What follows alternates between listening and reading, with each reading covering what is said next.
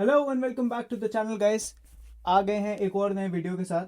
ठीक है, ये वाला वीडियो थोड़ा इंटरेस्टिंग होने वाला है यार, क्योंकि मैं थोड़ा कोशिश कर रहा हूँ सेटअप वेटअप पे शूट करने की। ठीक है। और अब इस वीडियो में यार हम लोग डिस्कस करने वाले हैं कि बेसिकली कितना एक्सपेंस होता है एक स्टूडेंट का यूके में आने के बाद। मैंने ये वीडियो ऑलरेडी शूट कर लिया था, बट फिर मेरे को मज़ा नहीं आया। मैंने कहा यार नहीं, ढंग से शूट करता है। फिर मैंने थोड़े बहुत दोस्तों को फ़ोन वोन लगाया, पूछा उनका कितना खर्चा होता है, क्योंकि मैं अपनी फैमिली के साथ रहता हूँ। तो फिर मैंने सोचा कि उनसे पूछते हैं। ठीक है, अब समझो बिल्कुल स्क्रैच से कि एक स्टूडेंट कितने पैसे खर्चता है या कितना खर्चा हो सकता है। ठीक है, तो यार देखो, फर्स्ट थिंग डिपेंड्स कि आप रह कहाँ रहे हो। ठीक है, सबसे पहली बात, आप यूनी के पास रह रहे हो, यूनी से दूर रह रहे हो, एग्जैक्टली आपके लोकेशन का है। ठीक है, क्यों? क्योंकि आप अपनी लोकेशन से दो जगह ट्रैवल करते हो मेनली। एक अपनी शिफ्ट पे, जहाँ भी आप पार्ट टाइम जॉब कर रहे हो। दूसरा आप ट्रैवल करते हो अपने यूनिवर्सिटी। ठीक है, तो यूनिवर्सिटी और शिफ्ट, यहाँ ट्रैवल करते हो। तो फॉर एग्जाम्पल आपकी यूनिवर्सिटी है लीड्स में, जैसे मेरी लीड्स में, और आप रहते हो ब्रैडफोर्ड या लीड्स या यहाँ पे इस वाले साइड, यॉर्कशायर के इस वाले साइड पे रहते हो।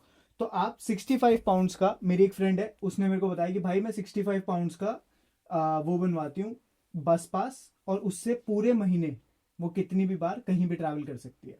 ठीक है, तो 65 पाउंड्स ये हो गया। अब हो सकता है यार आप वहां ना रहते हो, तो 5 पाउंड का पड़ता है पर डे का। डेली पास बोलते हैं उसको, बस का बता रहा हूँ मैं, ट्रेन का नहीं बता रहा। इसके बाद मैं अपना भी इंक्लूड कर दूंगा। बट बस का 5 पाउंड का डेली पास बनता है, आप कहीं भी घूम सकते हो उसमें पूरा दिन, बसेस में।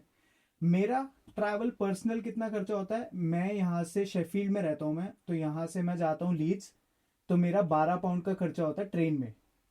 ठीक है, ये सारे मैं पाउंड्स में बता रहा हूँ, आगे आप लोग अपनी करेंसी में कन्वर्ट कर लेना। मैं यहाँ से जाता हूँ ट्रेन में। अब मेरा आने जाने में 12 पाउंड लगता है, प्लस 1.5 पाउंड में बस की टिकट्स लेता हूँ, कहीं कहीं पे कहीं कहीं पे, जहाँ जहाँ पे मेरे को लेनी पड़ती है, क्योंकि मैं एक स्टूडेंट हूँ। तो मेरे को स्टूडेंट डिस्काउंट मिलके बस की टिकट 1.5 पाउंड में मिल जाती है। तो यार वही लगा लो, मतलब मोस्ट प्रोबेबली 15 पाउंड में मेरा आना जाना हो जाता है। ठीक है, क्योंकि बहुत बार मेरे को मेरे पेरेंट्स लेने आते हैं, कुछ ना कुछ हो ही जाता है। आगे चलते हैं। तो ये हो गया ट्रैवल, 65 पाउंड मान के चलना आपका महीने का बता रहा हूं मैं, लेकिन हो सकता है इससे ज्यादा भी हो। ठीक है, सेकंड चीज, ग्रोसरीज। ग्रोसरीज यार आपकी 100 पाउंड की होती है। उसने मेरे को ये बात बोली कि यार देख, मैं बहुत ज्यादा बाहर से खाना नहीं खाती, मैं घर पे ही बनाती हूँ।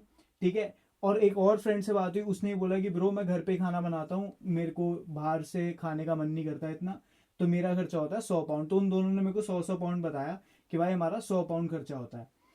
तो आपका टोटल हो गया 165। ठीक है, आगे चलते हैं। अब यार आते हैं मेन चीज, जो है आपका रेंट। रेंट आपका पड़ता है ब्रो 300 पाउंड से 450 पाउंड के बीच में। अब एक फ्रेंड है जो लीड्स में रहता है, उसका 450 पाउंड है। एक फ्रेंड है जो ब्रैडफोर्ड में है, उसका 300 पाउंड है।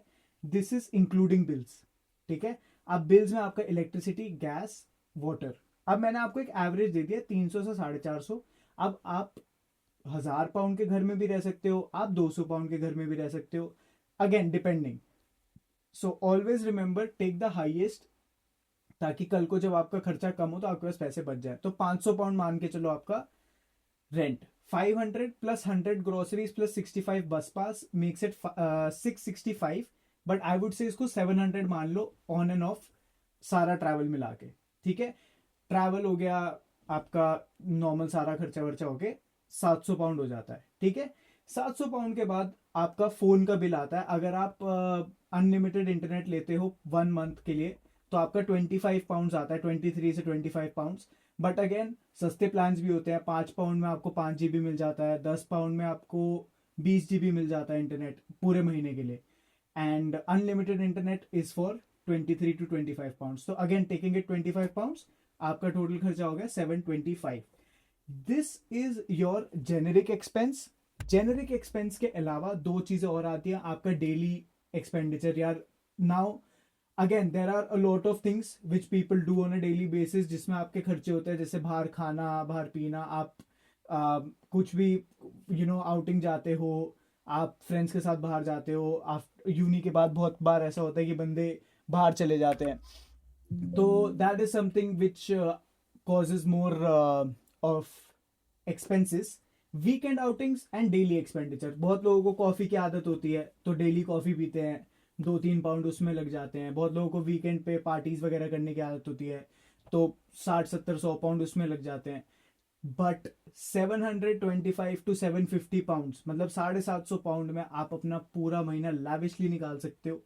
अगर आप फालतू चीज़ों पे खर्च नहीं कर रहे, शॉपिंग फालतू की नहीं कर रहे, ज़्यादा बाहर से नहीं खा रहे, घर पे बना रहे हो, बढ़िया बना रहे हो, आपका आराम से खर्चा चल सकता है।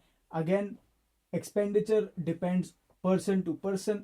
मैंने एक जेनेरिक 3-4 लोगों से पूछ के उनका खर्चा बताया। मेरा कोई खर्चा नहीं होता क्योंकि मैं घर वालों के साथ रहता हूँ, लेकिन बाहर के बच्चों का ये जनरल खर्चा होता है। लेकिन अगेन, ज़्यादा खर्चा, ज़्यादा पार्टी, ज़्यादा सारी चीज़ें करोगे तो ज़्यादा खर्चा होगा। ठीक है, उसके बाद यार आ जाते हैं फीस के ऊपर। फीस मैं जब यूनिवर्सिटी ऑफ चॉइस और इन सब के ऊपर वीडियोस बनाऊंगा उसमें भी बताऊंगा, लेकिन अभी एक चीज़ बता देता हूँ, इस वीडियो में मुझे ऐड करनी थी। फीस जो होती है भाई, कोशिश करो अपनी फीस इंडिया से या जिस भी कंट्री से आ रहे हो पे करके आओ। द रीज़न इज, यहाँ पे बच्चे आते हैं फीस कमाने का सोच के, वो ये सोचते हैं half fees we will pay from India and the rest half हम लोग यूके जाके कमा के पे कर देंगे। मत करा करो भाई। पूरा टाइम सिर्फ जॉब में लगे रहोगे, सिर्फ पार्ट टाइम ढूंढते रहोगे, कैश इन हैंड जॉब्स ढूंढते रहोगे, कोशिश करोगे कि बस पैसे कमाओ पैसे कमाओ। उस वजह से करियर सेटल नहीं हो पाएगा और नेटवर्किंग नहीं हो पाएगी, पढ़ाई नहीं हो पाएगी, अपस्किलिंग नहीं हो पाएगी, कुछ नहीं हो पाएगा। तो पैसे को हमेशा सेकेंडरी रखो एंड स्किल्स और करियर को पहले रखो। कोशिश करो फीस जमा करके आओ, स्टूडेंट लोन लेके आओ, कुछ भी करो, लेकिन एटलीस्ट पहले 6 महीने तुम्हारे सर पे कोई टेंशन नहीं होनी चाहिए। क्योंकि एक नई कंट्री में आके एक नई लाइफ शुरू करने के लिए तुम्हारे को बहुत करेज चाहिए होता है, और उसमें पहले अगर तुम्हारे पास पैसे कमाने का स्ट्रेस होगा तो तुम्हारे साथ बहुत दिक्कत हो जाएगी।